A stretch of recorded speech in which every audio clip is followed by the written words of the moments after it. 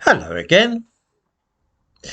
I thought that after Gary O'Sullivan, managing editor of Currach Books, had complained about a video which I posted here and then took down because it had upset him, that he might perhaps have contented himself with a job well done. Apparently not, for he has now been saying some untruthful and inflammatory things about me to an American website called Irish Central.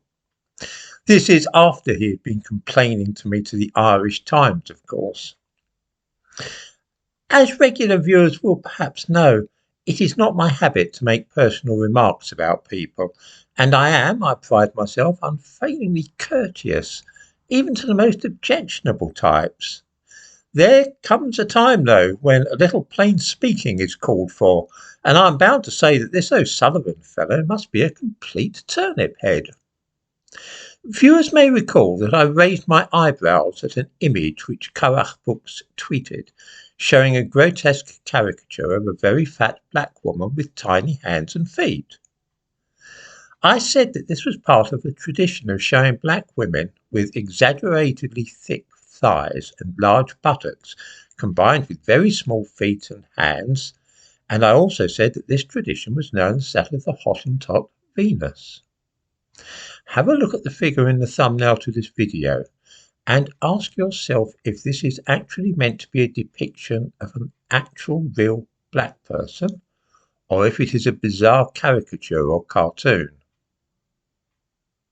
For those unfamiliar with the concept of the Hottentot Venus, I give a link to the Wikipedia article on the subject. You will see several cartoons there, each with the same exaggerated features as in the figure in the thumbnail to this video, the tiny feet, big thighs, enormous buttocks, and so on.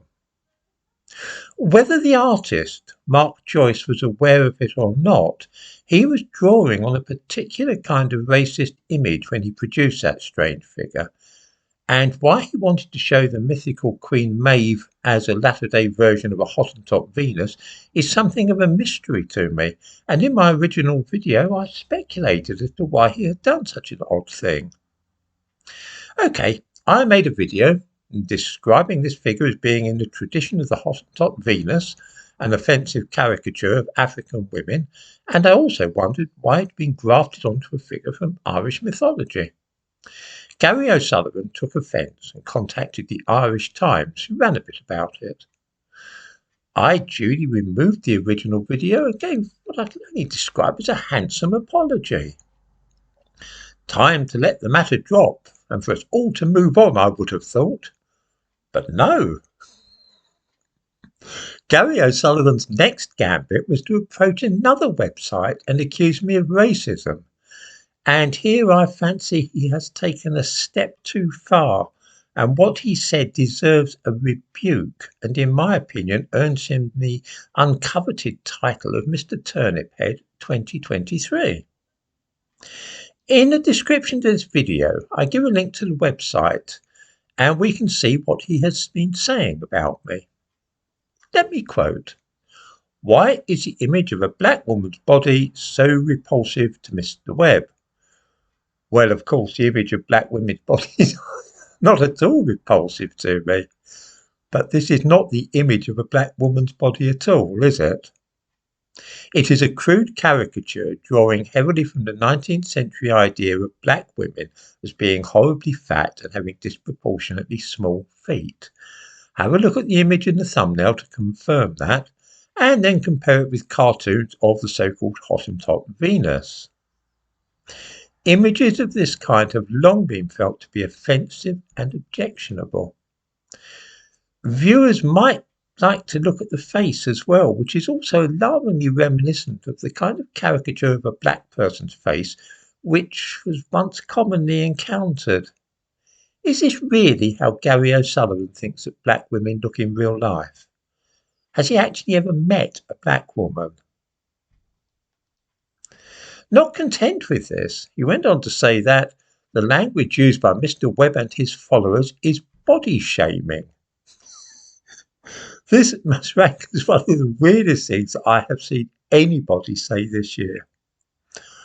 Body shaming, of course, entails humiliating somebody and causing them to feel shame about their body.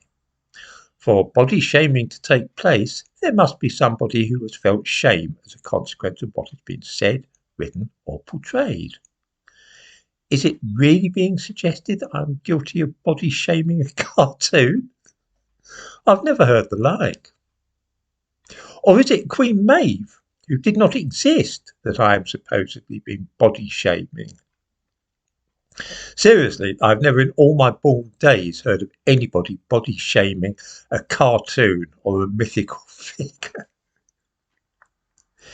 I think that if I was a man who had caused an image to be published which played to recognise an unacceptable stereotypes of African women as being monstrously fat, a classic Hottentot Venus in fact, I might perhaps been a little less free with accusing others of body shaming or racism. Let us hope that Gary O'Sullivan will now let this matter lie, so that we may all go our separate ways in peace and amity.